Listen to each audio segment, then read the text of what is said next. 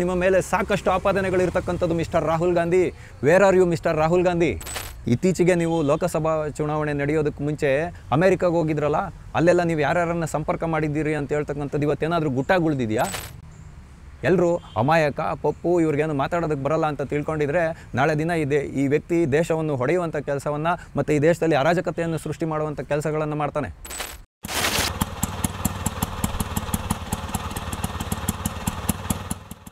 TV ವಿಕ್ರಮದ ಸಮಸ್ತ ವೀಕ್ಷಕರಿಗೆ ಆಟೋವಾಲಾ ಕಾರ್ಯಕ್ರಮಕ್ಕೆ ಆತ್ಮೀಯವಾದ ಸ್ವಾಗತ. ನಾನು ನಿಮ್ಮ ಜಯಂತ್ ಪಾಂಡೆ. ಸ್ನೇಹಿತರೆ, ಆಟೋವಾಲಾ ಕಾರ್ಯಕ್ರಮಕ್ಕೆ ನಾವಿಂದು ಆಯ್ದುಕೊಂಡಂತಹ ವಿಷಯ ಭಾರತದ ಪ್ರಭುತ್ವದ ವಿರುದ್ಧನೇ ಹೋರಾಟ ಮಾಡ್ತಾರ ಬ್ಯಾಚುಲರ್ ಬಾಯ್ ರಾಹುಲ್ ಗಾಂಧಿ. ಏನಪ್ಪ ಇದು ವಿಷಯ ಅಂತ ಹೇಳಿದ್ರೆ, ನಿನ್ನೆ ಕಾಂಗ್ರೆಸ್ ತನ್ನ ಒಂದು ಕಾರ್ಯಾಲಯವನ್ನು ಉದ್ಘಾಟನೆ ಮಾಡುತ್ತೆ. ರಾಷ್ಟ್ರಮಟ್ಟದ ಕಾರ್ಯಾಲಯ ದೆಹಲಿಯಲ್ಲಿ ಉದ್ಘಾಟನೆ ಮಾಡುತ್ತೆ. ಇದಕ್ಕೆ ಇಂದಿರಾ ಭವನ ಅಂತ ಹೆಸರಿಡಲಾಗಿದೆ. ಈ ಉದ್ಘಾಟನಾ ಕಾರ್ಯಕ್ರಮದಲ್ಲಿ ರಾಹುಲ್ ಗಾಂಧಿಯವರು ಒಂದು ಭಾಷಣವನ್ನು ಮಾಡ್ತಾರೆ. ಅಂದರೆ ಅಲ್ಲಿ ನೆರೆದಿರ್ತಕ್ಕಂತಹ ಕಾಂಗ್ರೆಸ್ನ ಮುಖ್ಯಮಂತ್ರಿಗಳಾದಿಯಾಗಿ ಯಾರ್ಯಾರು ಅತಿಥಿಗಳಿದ್ರೋ ಅವ್ರನ್ನೆಲ್ಲರನ್ನು ಉದ್ದೇಶಿಸಿ ಮಾತನಾಡ್ತಾರೆ. ಆ ಭಾಷಣದಲ್ಲಿ ರಾಹುಲ್ ಗಾಂಧಿ ಈ ಹೇಳಿಕೆಗಳನ್ನು ಕೊಡ್ತಾ ಭಾರತದ ವಿರುದ್ಧನೇ, ಅಂದರೆ ಭಾರತದ ಇಂಡಿಯಾ ಸ್ಟೇಟ್ಸ್ ಅಂತಂದರೆ ಭಾರತದ ಸರ್ಕಾರ ಅಥವಾ ಭಾರತದ ಪ್ರಭುತ್ವ, ಭಾರತದ ಆಡಳಿತದ ವಿರುದ್ಧನೇ ನಮ್ಮ ಹೋರಾಟ ಅನ್ನುವಂಥ ಹೇಳಿಕೆಯನ್ನು ಕೊಟ್ಟಿರ್ತಕ್ಕಂಥದ್ದು. ಇದು ಮೇಲ್ನೋಟಕ್ಕೆ ಅವರು ಬಾಯ್ಜಾರಿ ಹೇಳಿದ್ದಾರೆ ಅಂತ ನಾವು ಸಮರ್ಥನೆ ಮಾಡ್ಕೊಂಡು ಕೂತ್ಕೊಂಡ್ರೆ, ಅವ್ರಿಗೆ ಜ್ಞಾನ ಇಲ್ಲ ಅಂತ ಹೇಳ್ಕೊಂಡು ಕೂತ್ಕೊಂಡ್ರೆ, ನಾಳೆ ಈ ಮನುಷ್ಯ ದೇಶಕ್ಕೆ ಕಂಟಕಪ್ರಾಯನಾಗೆ ಹೊರಹೊಮ್ಮೋದ್ರಲ್ಲಿ ಯಾವುದೇ ವಿಧವಾದಂಥ ಅನುಮಾನವೂ ಬೇಡ. ಯಾಕೆ ಅಂತೇಳಿದ್ರೆ, ಇವತ್ತು ನೀವು ಯಾರೇ ಬೇಕಾದರೂ ರಾಹುಲ್ ಗಾಂಧಿ ಮಾಡಿರ್ತಕ್ಕಂಥ ಈ ಭಾಷಣವನ್ನು ಸಂಪೂರ್ಣವಾಗಿ ಕೇಳಿ, ಅವರು ಏನು ಹೇಳಲಿಕ್ಕೆ ಹೊರಟಿದ್ದಾರೆ ಅದನ್ನೇ ಹೇಳಿರ್ತಕ್ಕಂಥ. And the capability to stop them. I'd like to say one last thing, that do not think that we are fighting a fair fight. There is no fairness in this.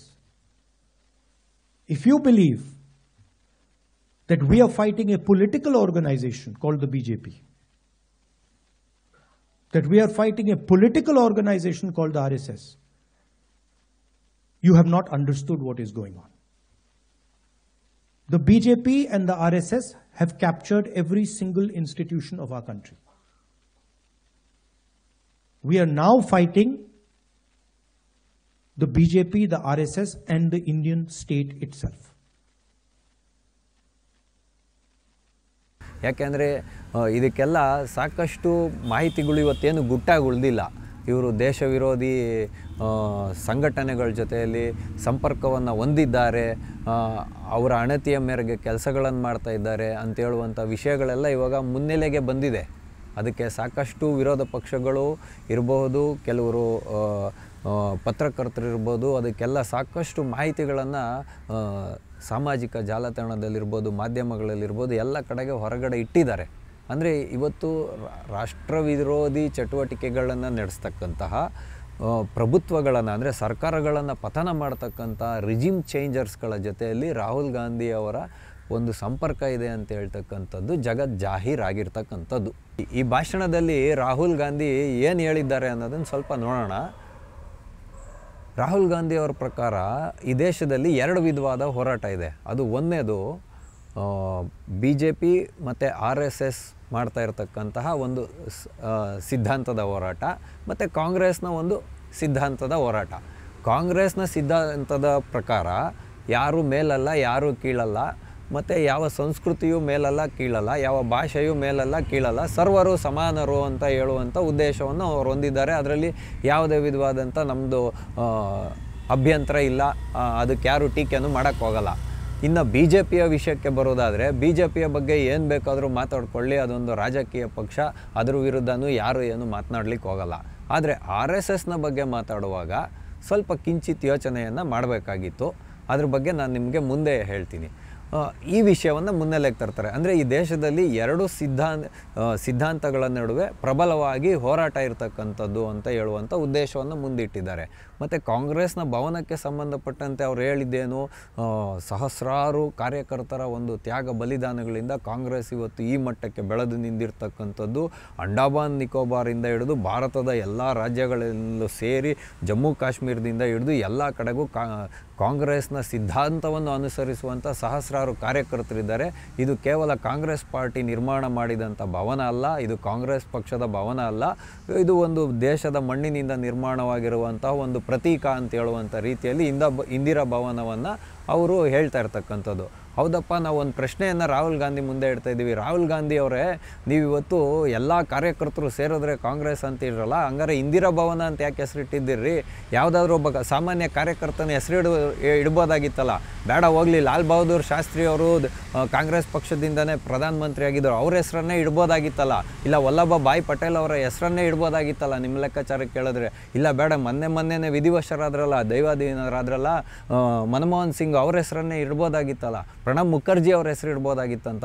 ಯಾಕೆ ಅಂತ ಹೇಳಿದ್ರೆ ರಾಹುಲ್ ಗಾಂಧಿ ಅವರು ಇನ್ನೊಬ್ಬರ ಮನೆಗೆ ಕಲ್ಲನ್ನು ನೋಡುವಾಗ ಅವರು ಗಾಜಿನ ಮನೆಯಲ್ಲಿ ನಿಂತಿದ್ದಾರೆ ಅನ್ನೋದನ್ನು ಮರ್ತೋಗಿದ್ದಾರೆ. ಇಷ್ಟೆಲ್ಲ ನಾಯಕರು ಇದ್ದಾರಲ್ಲ ಕಾಂಗ್ರೆಸ್ ಪಕ್ಷದಲ್ಲಿ. ಯಾವುದೇ ಒಂದು ದೇಶದಲ್ಲಿ ಕಾಂಗ್ರೆಸ್ ಮಾಡುವಂತಹ ಯಾವುದೇ ಒಂದು ಇದಕ್ಕಿರ್ಬೋದು, ಯೋಜನೆಗಳಿಗಿರ್ಬೋದು, ಬರೀ ಗಾಂಧಿ ಪರಿವಾರದ ಹೆಸರನ್ನೇ ಇಟ್ಕೊಂಡು ಹೋಗ್ತಾ ಇದ್ದಾರೆ. ಇರಲಿ, ಅದು ಅವರ ಪಕ್ಷದ ಆಂತರಿಕ ವಿಚಾರ, ಅದಕ್ಕೆ ಬರೋದು ಬೇಡ.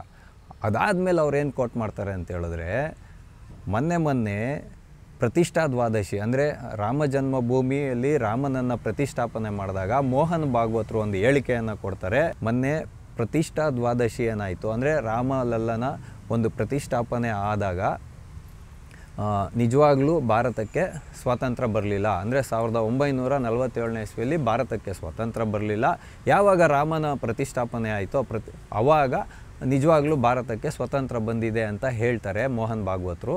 ಇದು ಭಾರತದ ಸ್ವತಂತ್ರ ಹೋರಾಟವನ್ನೇ ಒಂದು ಅಪಮಾನ ಮಾಡದಂತೆ, ಭಾರತದಲ್ಲಾದಂಥ ತ್ಯಾಗ ಬಲಿದಾನಗಳನ್ನ ಅಪಮಾನ ಮಾಡದಂತೆ ಅಂತ ಹೇಳುವಂಥ ಅರ್ಥದಲ್ಲಿ ರಾಹುಲ್ ಗಾಂಧಿಯವರು ಅಲ್ಲಿರೋರನ್ನ ಪ್ರಚೋದಿತರನ್ನಾಗಿ ಮಾಡ್ತಾ ಇದ್ದಾರೆ. ಅಂದರೆ ಆಮೇಲೆ ಮುಂದುವರೆದವ್ರು ಏನು ಹೇಳ್ತಾರೆ ಅಂತ ಹೇಳಿದ್ರೆ, ಈ ಸಿದ್ಧಾಂತ RSSನ ಸಿದ್ಧಾಂತದಿಂದ ಯಾರೊಬ್ಬರು ನಾಯಕರಾಗಿ ಹೊರಹೊಮ್ಮಿಲ್ಲ. ನಾವು ಇವಾಗ ಕಾಂಗ್ರೆಸ್ ಯಾವ ರೀತಿಯಾಗಿ ಇದು ಮಾಡುತ್ತೆ ಅಂತ ಹೇಳಿದ್ರೆ, ಅಂದರೆ ಶಿವಜಿ ಇದ್ದಾರೆ, ಅಂದರೆ ಅವ್ರು ಸಂಸತ್ತಲ್ಲಿ ಹೇಳಿದ್ರಲ್ಲ ಅದೇ ವಾದವನ್ನು ಮುಂದೆ ತೊಗೊಂಬರ್ತಾರೆ. ಶಿವ ಇದ್ದಾರೆ, ಬುದ್ಧ ಇದ್ದಾರೆ, ಗುರುನಾನಕರಿದ್ದಾರೆ, ಮತ್ತು ಕೃಷ್ಣ ಇದ್ದಾರೆ, ಕೃಷ್ಣ ಭಗವಾನ್ ಇದ್ದಾರೆ. ಇವರೆಲ್ಲರೂ ಅವತ್ತಿಂದ ಇದ್ದಾರೆ.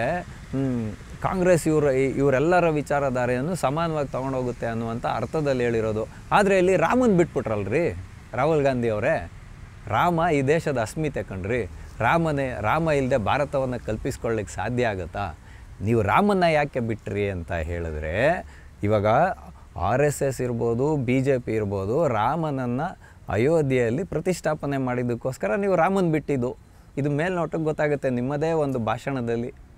ನಾಳೆ ದಿನ ಕಾಶಿ ವಿಶ್ವನಾಥನ ಮಂದಿರವನ್ನು ನ್ಯಾಯಯುತವಾಗಿ ಪಡ್ಕೊಂಡೇನಾದರೂ ಕಾಶಿ ವಿಶ್ವನಾಥನನ್ನು ಪ್ರತಿಷ್ಠಾಪನೆ ಮಾಡಿದ್ರೆ ಅವತ್ತು ಶಿವಜಿಯನ್ನು ಬಿಟ್ಬಿಡ್ತೀರಾ? ಮಥುರಾ ಇದೆಯಲ್ಲ, ಮಥುರಾದಲ್ಲಿ ಶ್ರೀಕೃಷ್ಣನ ಪ್ರತಿಷ್ಠಾಪನೆ ಮಾಡುವಂಥ ಕಾಲ ಬಂದಾಗ ಕೃಷ್ಣನೂ ಬಿಟ್ಬಿಡ್ತೀರಾ ನೀವು? ಇದು ತಪ್ಪಾಗುತ್ತೆ. ಮತ್ತು ಮೋಹನ್ ಭಾಗವತರಲ್ಲಿ ಹೇಳಿರೋದೇನು ಅಂತ ಹೇಳಿದ್ರೆ, 1947ರಲ್ಲಿ ಸ್ವತಂತ್ರ ನಮಗೆ ಬಂತು, ಆವಾಗ ನಾವು ಸಂವಿಧಾನವನ್ನು ರಚನೆ ಮಾಡ್ಕೊಂಡ್ವಿ. ಆದರೆ ಆ ಸಂವಿಧಾನದ ಭಾವನೆಗಳಿಗೆ ಅನುಸಾರವಾಗಿ ಈ ದೇಶದಲ್ಲಿ ಆಡಳಿತ ನಡೀಲಿಲ್ಲ. ಹಾಗಾಗಿ ವಿದೇಶಿ ಆಕ್ರಮಣಕೋರರು ನಮ್ಮ ಸಂಸ್ಕೃತಿ, ಪರಂಪರೆ, ಧರ್ಮದ ಮೇಲೆ ಮಾಡಿದಂಥ ಆಘಾತಗಳು ಹಂಗೆ ನಿಂತೋಯ್ತು. ಅದರ ಪ್ರತೀಕವಾಗಿ ಅದರ ವಿರುದ್ಧ ನಾವು ನ್ಯಾಯಯುತವಾದಂಥ ಹೋರಾಟವನ್ನು ಮಾಡಿ ಈ ದೇಶದ ಕೋಟ್ಯಾನುಕೋಟಿ ಹಿಂದೂಗಳ ಆರಾಧ್ಯ ದೈವ, ಭಾರತೀಯರ ಆರಾಧ್ಯ ದೈವ, ಭಾರತದ ಮೂಲ ಪರಂಪರೆ ರಾಮಾಯಣ, ಆ ರಾಮನ ಅಸ್ಮಿತೆಯನ್ನು ನಾವಿವತ್ತು ಎತ್ತಿಡಿಯುವಂಥ ಕೆಲಸ ಆಗಿರತಕ್ಕಂಥದ್ದು ನಿಜವಾದ ಅರ್ಥದಲ್ಲಿ ಭಾರತ ದೇಶಕ್ಕೆ ತನ್ನ ಒಂದು ಸಂಸ್ಕೃತಿ ಪರಂಪರೆಯನ್ನು ಉಳಿಸ್ಕೊಳ್ಳುವಂಥ ವಿಷಯದಲ್ಲಿ ಸ್ವಾತಂತ್ರ್ಯ ಸಿಕ್ಕಿದೆ ಅಂತ ಹೇಳಿರೋದು. ಇದು ಏನು ದೊಡ್ಡ ಮಟ್ಟದ ವಿವಾದ ಅನ್ನೋ ರೀತಿಯಲ್ಲಿ ಇವತ್ತು ರಾಹುಲ್ ಗಾಂಧಿಯವರು ಮಾತಾಡ್ತಾ ಇರೋದು. ಆಮೇಲೆ ನೀವು ಮುಂದುವರೆದೇನು ಹೇಳ್ತೀರಾ ಅಂತ ಹೇಳಿದ್ರೆ, RSS ಇವತ್ತು ಇವರ ಐಡಿಯಾಲಜಿ ಅಂದರೆ ಇವರ ಒಂದು ಸಿದ್ಧಾಂತ ಹೇಗಿದೆ ಅಂತ ಹೇಳಿದ್ರೆ, ಇವರು ಟ್ರೈ ಕಲರ್ಸ್ ಅಂದರೆ ತ್ರಿವರ್ಣ ಧ್ವಜವನ್ನು ಗೌರವಿಸುವುದಿಲ್ಲ. ಇವರು ಯಾವುದೋ ಒಂದು ರಹಸ್ಯವಾದಂತಹ ಒಂದು ಕಾರ್ಯಸೂಚಿಯನ್ನು ಇಟ್ಕೊಂಡಿದ್ದಾರೆ ಅಂತ ಹೇಳುವಂಥ ಅರ್ಥದಲ್ಲಿ ನೀವು ಮಾತಾಡ್ತೀರಾ. ಸ್ವಾಮಿ, ನಿಮಗಿಲ್ಲಿ ಕ್ಲಾರಿಟಿ ಮಾಡ್ತೀನಿ, ಯಾವೊಬ್ಬ ಸ್ವಯಂ ಸೇವಕನು ಕೂಡ ಭಾರತದ ತ್ರಿವರ್ಣ ಧ್ವಜವನ್ನು ತನ್ನ ಪ್ರಾಣಕ್ಕಿಂತ ಹೆಚ್ಚಿನದಾಗಿ ಗೌರವಿಸ್ತಾನೆ. ಶಾಖೆಗಳಲ್ಲಿ ಭಾಗವಧ್ವಜವನ್ನು ಹಾಕಬಹುದು, ಆದರೆ ಎಲ್ಲದಕ್ಕೂ ಪ್ರಪ್ರಥಮ ತ್ರಿವರ್ಣ ಧ್ವಜವೇ. ನೀವು ಈ ರೀತಿಯಾದಂಥ ವಿವಾದಾತ್ಮಕ ಹೇಳಿಕೆಗಳನ್ನು RSSನ ವಿರುದ್ಧ ಕೊಡಬೇಡಿ. ಯಾಕೆ ಅಂತ ಹೇಳಿದ್ರೆ RSSಲ್ಲಿ ಹೇಳತಕ್ಕಂಥದ್ದೇ ನಮಸ್ತೆ ಸದಾ ವತ್ಸಲೆ ಮಾತೃಭೂಮಿ ಅಂತ. ಈ ಮಾತೃಭೂಮಿ ಅನ್ನೋದು ನಮ್ಮ ತಾಯಿಗಿನ್ನ ಮಿಗಿಲಾದುದು. ಅದಕ್ಕೋಸ್ಕರ ರಾಷ್ಟ್ರೀಯ ಸ್ವಯಂ ಸೇವಕ ಸಂಘದ ಪ್ರತಿಯೊಬ್ಬ ಕಾರ್ಯಕರ್ತನೂ ಹಗಲಿರುಳು ಶ್ರಮ ಪಡ್ತಾನೆ. ಅದಕ್ಕೆ ನೀವು ವಿವಾದವನ್ನು ಉಂಟು ಮಾಡಬೇಡಿ. ಮತ್ತು ನೀವೇನು ಹೇಳಿದ್ರಿ, RSS ಒಂದು ರಾಜಕೀಯ ಸಂಸ್ಥೆ ಆಗಿದೆ ಅನ್ನೋ ಥರ, ಅಂದರೆ ರಾಜಕೀಯ ಪಕ್ಷದಕ್ಕೆ ಹೋಲಿಕೆ ಮಾಡಿ ಹೇಳ್ತಾ ಇದ್ದೀರಾ. ಖಂಡಿತವಾಗೂ RSS ರಾಜಕೀಯ ಪಕ್ಷ ಅಲ್ಲ. RSS ಒಂದು ರಿಜಿಸ್ಟರ್ ಆಗದೇ ಇರತಕ್ಕಂಥ ಒಂದು ಸ್ವಯಂ ಸೇವಕ ಸಂಘ ಅಷ್ಟೇ ಅದು. ಹಂಗಾಗಿ ನೀವು RSSನ ತಳುಕು ಹಾಕೋದು ಬೇಡ. ಇಲ್ಲಿ RSS ತನ್ನ ಕೆಲಸವನ್ನು ತಾನು ಮಾಡ್ತಾಯಿದೆ. ದೇಶದ ಏಳಿಗೆಗೆ, ಸಂಸ್ಕೃತಿಯ ಏಳಿಗೆಗೆ, ಬಡ ಜನರ ಏಳಿಗೆಗೆ, ಜಾತಿ ಮತ ಧರ್ಮ ಎಲ್ಲವನ್ನು ಹೊರಗಿಟ್ಟು ಕೆಲಸ ಮಾಡ್ತಾ ಇರತಕ್ಕಂಥದ್ದು ಸತ್ಯ. ಅದನ್ನು ವಿವಾದದ ಕೋಟಲೆಯಾಗಿ ನೀವು ಮಾಡಲಿಕ್ಕೆ ಬರಬೇಡಿ. ನಿಮ್ಮ ವಿಚಾರ ಇರತಕ್ಕಂಥದ್ದು ಹರಿಯಾಣದಲ್ಲಿ ನೀವು ಸೋತೋಗ್ಬಿಟ್ರಿ. ಹಂಗಾಗಿ ಅಲ್ಲಿ RSS ಬಂದು ಜನಗಳಲ್ಲಿ ಜಾಗೃತಿ ಮೂಡಿಸಿತ್ತು. ಅದಕ್ಕೋಸ್ಕರ ಇವತ್ತು ನೀವು RSSನ ಒಂದು ಪೊಲಿಟಿಕಲ್ ಪಾರ್ಟಿ ಅಂತ ಹೇಳ್ತಾ ಇದ್ದೀರಾ. ನೀವು ಎಷ್ಟು ಸಂಘಟನೆಗಳ ಜೊತೆ ಅಲ್ಲಿ ಸಂಪರ್ಕ ಹೊಂದಿದ್ದೀರಾ, ಅವರೆಲ್ಲ ಬಂದು ಮಾಡೋದಿಲ್ವಾ, ಪ್ರಚಾರ ಮಾಡೋದಿಲ್ವಾ? ಚುನಾವಣೆಯಲ್ಲಿ ಪ್ರಜಾತಂತ್ರದ ವ್ಯವಸ್ಥೆಯಲ್ಲಿ ಎಲ್ರಿಗೂ ಅವರ ವಿಚಾರಧಾರೆಯನ್ನು ಪ್ರಚಾರ ಮಾಡಲಿಕ್ಕೆ ಅವಕಾಶ ಇದೆ ರೀ. ಅದನ್ನು ಬೇಡ ಅಂತ ಹೇಳಲಿಕ್ಕೆ ರಾಹುಲ್ ಗಾಂಧಿ ಯಾರು, ಕಾಂಗ್ರೆಸ್ ಪಾರ್ಟಿ ಯಾರು? ಇದು ಪ್ರಶ್ನೆ. ಇದನ್ನು ಬಿಡಿ. ಇನ್ನು ಮುಂದಕ್ಕೆ ಮುಂದುವರೆದು ಅವ್ರು ಏನು ಹೇಳ್ತಾರೆ ಅಂತ ಹೇಳಿದ್ರೆ, ಇವತ್ತು ನಾವು ಫೇರ್ ಫೈಟನ್ನು ಮಾಡಬೇಕಾಗಿದೆ, ಫೇರ್ನೆಸ್ ಫೈಟ್ ಬೇಕಾಗಿಲ್ಲ ನಮಗೆ. ಅಂದರೆ BJP ಮತ್ತು RSS ಅನ್ನುವಂಥ ಎರಡು ರಾಜಕೀಯ ಪಕ್ಷಗಳು ಇವತ್ತು ದೇಶವನ್ನು ತನ್ನ ತೆಕೆಗೆ ತೆಗೆದುಕೊಂಡು ಎಲ್ಲ ಒಂದು ಇನ್ಸ್ಟಿಟ್ಯೂಷನ್ಸ್, ಅಂದರೆ ಇದು ಸರ್ಕಾರದಲ್ಲಿರ್ತಕ್ಕಂಥ ಪ್ರತಿಯೊಂದು ಸಂಸ್ಥೆಗಳನ್ನು ಭಾರತ ಸರ್ಕಾರದಲ್ಲಿ ಬರುವಂಥ ಪ್ರತಿಯೊಂದು ಸಾಂವಿಧಾನಿಕ ಸಂಸ್ಥೆಗಳೇನಿದೆ ಎಲ್ಲವನ್ನು ತಮ್ಮ ಹತೋಟಿಯಲ್ಲಿ ಇಟ್ಕೊಂಡಿದೆ ಅನ್ನುವಂಥ ಅರ್ಥದಲ್ಲಿ ಮಾತಾಡ್ತೀರಾ. ನಾವು ಇದರ ವಿರುದ್ಧ, ಇಂಡಿಯಾ ಸ್ಟೇಟ್ಸ್ ವಿರುದ್ಧ ಹೋರಾಟ ಮಾಡಬೇಕು ಅಂತ ಹೇಳುವಂಥ ಅರ್ಥದಲ್ಲಿ ನೀವು ಇವತ್ತು ಹೇಳ್ತಾ ಇರ್ತಕ್ಕಂಥದ್ದು. ಇಂಡಿಯಾ ಸ್ಟೇಟ್ಸ್ ಅಂದರೆ ಏನು ಸ್ವಾಮಿ?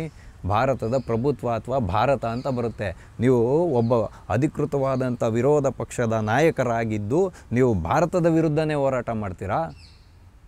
ಹೇಳಿ, ನಿಮ್ಮ ಪ್ರಶ್ನೆಗೆ ನೀವು ಇವತ್ತು ಉತ್ತರವನ್ನು ಕೊಡಬೇಕು. ಯಾಕೆ ಅಂತ ಹೇಳಿದ್ರೆ ಹೇಳುವ ಬರದಲ್ಲಿ ಹೇಳಿದ್ವಿ, ಏನು ಗೊತ್ತಿಲ್ಲದೆ ಹೇಳಿದ್ವಿ ಅಂತ ಹೇಳ್ತಕ್ಕಂಥದ್ದಲ್ಲ. ನಾನು ಆ ಭಾಷಣವನ್ನು ಸಂಪೂರ್ಣವಾಗಿ ಕೇಳಿದ್ದೀನಿ. ಅದು ಒಂದು ಒಳ್ಳೆಯ ಭಾಷಣವಾಗಿ ಮೂಡಿ ಬಂದಿದೆ. ಆದರೆ ಉದ್ದೇಶಿತಪೂರ್ವಕವಾಗಿ ನೀವು ಇಂಥ ಮಾತುಗಳನ್ನು ಆಡಿರ್ತಕ್ಕಂಥದ್ದು ಇದು ತಪ್ಪು. ಸಂವಿಧಾನದ ವಿರೋಧ ನಡೆನೇ ಇದು. ಹಂಗಂದರೆ ನಿಮ್ಮ ಅರ್ಥದಲ್ಲಿ ಇವತ್ತು ನಾವು ಪ್ರಭುತ್ವದ ವಿರುದ್ಧ ಹೋರಾಟ ಮಾಡಬೇಕಂದ್ರೆ 3 ಸೈನ್ಯ ಬರುತ್ತೆ, ಸಂವಿಧಾನ ಬರುತ್ತೆ, ರಾಷ್ಟ್ರ ಲಾಂಛನ ಬರುತ್ತೆ, ರಾಷ್ಟ್ರಧ್ವಜ ಬರುತ್ತೆ, ರಾಷ್ಟ್ರಗೀತೆ ಬರುತ್ತೆ, ಸುಪ್ರೀಂ ಕೋರ್ಟ್ ಬರುತ್ತೆ, ಹೈಕೋರ್ಟ್ ಬರುತ್ತೆ,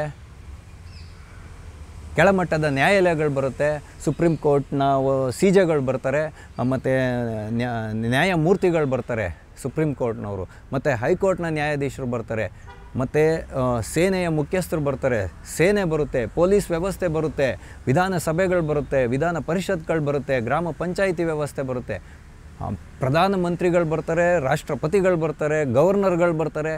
ಈ ಎಲ್ಲ ವ್ಯವಸ್ಥೆಯ ವಿರುದ್ಧ ನೀವೇನ್ರಿ ಹೋರಾಟ ಮಾಡೋದು? ಯಾಕಶ್ಚಿತ್ ಒಬ್ಬ ರಾಹುಲ್ ಗಾಂಧಿ ನಿಮ್ಮನ್ನು ವಯನಾಡಲ್ಲಿರೋವಂಥ ಅಲ್ಪಸಂಖ್ಯಾತರು ಕೈ ಹಿಡ್ದಿಲ್ಲ ಅಂದಿದ್ದರೆ ನೀವು ಒಬ್ಬರು MP ಕೂಡ ಆಗೋಕ್ಕಾಗ್ತಾ ಇರಲಿಲ್ಲ. ಇವತ್ತು 2 ಸ್ಥಾನದಲ್ಲಿ ನಿಂತ್ಕೊಂಡು ಕ್ಷೇತ್ರದಲ್ಲಿ ಸ್ಪರ್ಧೆ ಮಾಡಿ ಗೆದ್ದ ಕಡೆಗೆ ನಿಮ್ಗೆ ಯಾವುದು ಕ್ಷೇತ್ರ ಬೇಕೋ ಅದನ್ನು ಉಳಿಸ್ಕೊಂಡು ಇನ್ನೊಂದು ಕಡೆ ಬೆನ್ನಾಕಿ ಓಡೋಗುವಂಥ ನೀವು ಇವತ್ತು ಭಾರತದ ಪ್ರಭುತ್ವದ ವಿರುದ್ಧ ಹೋರಾಡ್ತೀರಾ ಅಂತ ಹೇಳಿದ್ರೆ, ಮಾಡ್ತೀವಿ ನಾವು ಭಾರತದ ಸ್ಟೇಟ್ ವಿರುದ್ಧ ಹೋರಾಟ ಮಾಡ್ತೀವಿ ಅಂತ ಹೇಳುವಂಥ ವಿಷಯನ ನೀವು ತೊಗೊಂಬರ್ತೀರಾ ಅಂದರೆ, ಭಾರತ ಯಾವಾಗಲೂ ಭಾರತವೇ. ಭಾರತದಿಂದ ರಾಜ್ಯಗಳಾಗಿದೆ ಹೊರತು ರಾಜ್ಯದಿಂದ ಭಾರತ ಆಗಿಲ್ಲಪ್ಪ. ರಾಹುಲ್ ಗಾಂಧಿ ಇದನ್ನು ನೆನಪಿನಲ್ಲಿಡಬೇಕು. ಯಾಕೆ ಅಂತ ಹೇಳಿದ್ರೆ ಈ ರಿಜಿಮ್ ಚೇಂಜರ್ಸ್ ಅಂತಂದರೆ ಏನು ಅಂತೇಳಿದ್ರೆ ಸರ್ಕಾರನ ಅಸ್ತಿತ್ವಕ್ಕೆ ತರೋದಕ್ಕೆ ಹೇಗೆ ಪೊಲಿಟಿಕಲ್ ಸ್ಟ್ರಾಟಜಿಸ್ಟ್ಗಳು ಒಂದಷ್ಟು ಇದನ್ನು ಮಾಡ್ತಾರೋ ತಂತ್ರಗಳನ್ನು ಮಾಡ್ತಾರೋ ಹಂಗೆ ಅಸ್ತಿತ್ವದಲ್ಲಿರೋ ಸರ್ಕಾರಗಳನ್ನ ಬೀಳ್ಸೋದಕ್ಕೂ ಕೂಡ ರಿಜಿಮ್ ಚೇಂಜರ್ಸ್ ಅಂತ ಇರ್ತಾರೆ. ಇವರು ಸರ್ಕಾರಗಳನ್ನು ಪತನಗೊಳಿಸೋದಕ್ಕೆ ತಂತ್ರಗಾರಿಕೆಯನ್ನು ಮಾಡ್ತಾರೆ. ಅದರಲ್ಲಿ ಒಂದಾಗಿರ್ತಕ್ಕಂಥದ್ದು ಜಾರ್ಜ್ ಸೊರೋಸ್ನ ಓಪನ್ ಸೊಸೈಟಿ. ಇವರು organised crime and corruption reporting project ಅಂತ ಮಾಡ್ತಾರೆ.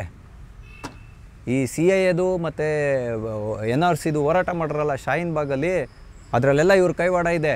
ಭಾರತ್ ಜೋಡೋ ಯಾತ್ರೆಯಲ್ಲಿ ಇದೇ ಓಪನ್ ಸೊಸೈಟಿಯ ಅಂತಾರಾಷ್ಟ್ರೀಯ ಉಪಾಧ್ಯಕ್ಷನಾಗಿರ್ತಕ್ಕಂಥ ಸಲೀಲ್ ಶೆಟ್ಟಿ ಬಂದಿರೋದು. ಇವತ್ತು ರಾಹುಲ್ ಗಾಂಧಿಯವರ ಫೋಟೋಗ್ರಾಫು ಗೂಗಲಲ್ಲಿ ನೋಡ್ಕೊಳ್ಳಿ ನೀವು, ಯಾರ್ಯಾರ ಜೊತೆಯಲ್ಲಿ ಇವ್ರದ್ದು ಫೋಟೋಗ್ರಾಫ್ಸ್ ಇದೆ ಅಂತ. ಡೀಪ್ ಸ್ಟೇಟ್ಸ್ನ ಒಬ್ಬರು ಮುಖ್ಯಸ್ಥರಾಗಿರುವಂತಹ ಡೊನಾಲ್ಡ್ ಲೂ ಅವ್ರ ಜೊತೆಯಲ್ಲಿ ಏನು ನೀವು ಮಾತನಾಡ್ತಕ್ಕಂಥದ್ದು.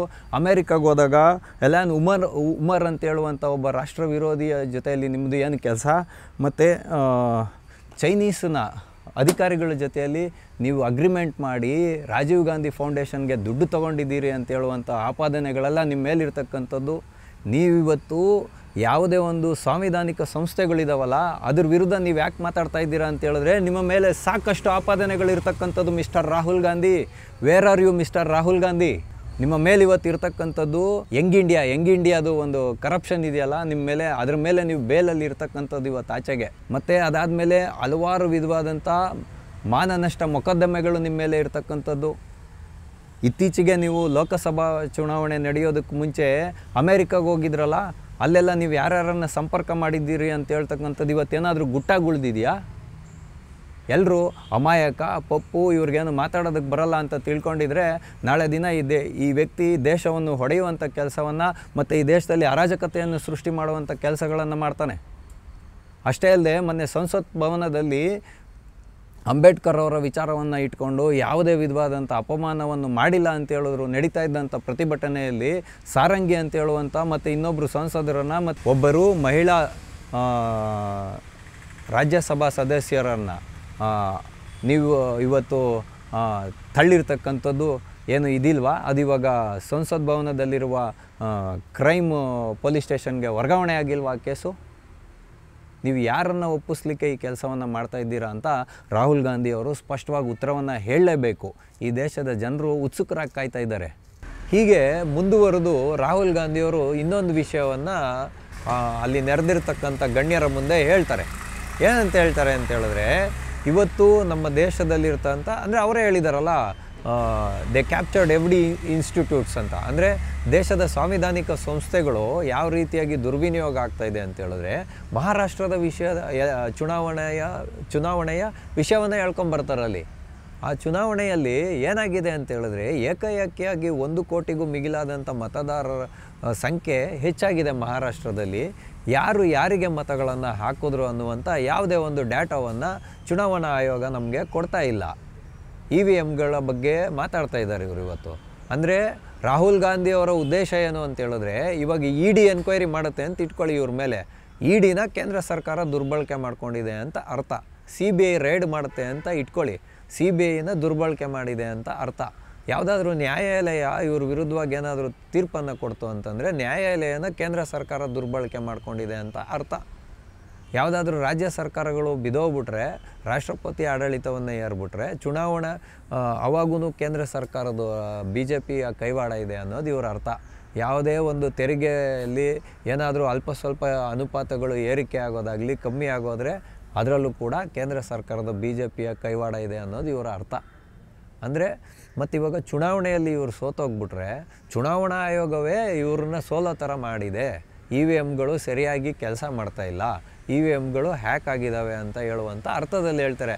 ಮಿಸ್ಟರ್ ರಾಹುಲ್ ಗಾಂಧಿ ಅವರೇ, ನಿಮ್ಮದೇ ಒಂದು ಇಂಡಿ ಮೈತ್ರಿಕೂಟ ಅಂತ ನೀವು ಇವತ್ತೇನು ಮಾಡ್ಕೊಂಡಿದ್ದೀರಾ, ನಿಮ್ಮದೇ ಪಕ್ಷದ ಕಾರ್ತಿಕ್ ಚಿದಂಬರಂ ಇದ್ದಾರಲ್ಲ, ಅವ್ರು ಹೇಳಿದ್ದಾರೆ EVMಗಳ ಬಗ್ಗೆ ಕೆಟ್ಟದಾಗಿ ಮಾತನಾಡಬೇಡಿ, ಆ ರೀತಿಯಾಗಿ ತಪ್ಪಾದಂಥ ಮಾಹಿತಿಗಳನ್ನು ಸಮಾಜಕ್ಕೆ ಕೊಡಬೇಡಿ ಅಂತ. ಅಷ್ಟೇ ಅಲ್ಲದೆ ಚುನಾವಣಾ ಆಯೋಗ ಕೂಡ ಒಂದು ಸ್ಪಷ್ಟತೆಯನ್ನು ಕೊಟ್ಟಿದೆ. ಯಾರು ಬೇಕಾದರೂ ಬಹಿರಂಗವಾಗಿ EVMನ್ನು ಹ್ಯಾಕ್ ಮಾಡಿ ತೋರಿಸ್ಬೋದು. ನೀವು ಹೋಗಿ ಅಲ್ಲಿ ಮಾತನಾಡಿ, ಆದರೆ ಇವತ್ತು ನೀವು ಗಾಂಧಿ ಭಾರತದಲ್ಲಿ ಏನು ನಿರ್ಣಯವನ್ನು ತೊಗೊಂಡಿದ್ದೀರಾ, ಬ್ಯಾಲೆಟ್ ಪೇಪರ್ಗೆ ಮರಳುವಂತಹ ಒಂದು ವಿಷಯವನ್ನು ನೀವು ಇವತ್ತು ಮಾತಾಡ್ತಾ ಇದ್ದೀರಾ. ಮತ್ತು ಇವತ್ತು ಸಂವಿಧಾನದ ವಿರುದ್ಧನೇ ಹೋರಾಟ ಮಾಡುವಂತಹ ಒಂದು ಮಾತುಗಳನ್ನು ಆಡ್ತಾ ಇದ್ದೀರಾ. ನೀವು ನಾನು ಸಂವಿಧಾನದ ಪರ ಅಂತ ಹೇಳ್ತಾ ಇದ್ದೀರಾ. ಇಂಡಿಯಾ ಸ್ಟೇಟ್ಸ್ ವಿರುದ್ಧ ನಾವು ಹೋರಾಡಬೇಕು ಅಂತಂದರೆ ಸಂವಿಧಾನದ ವಿರುದ್ಧನೂ ಹೋರಾಟ ಮಾಡ್ದಂಗೆ ಲೆಕ್ಕ.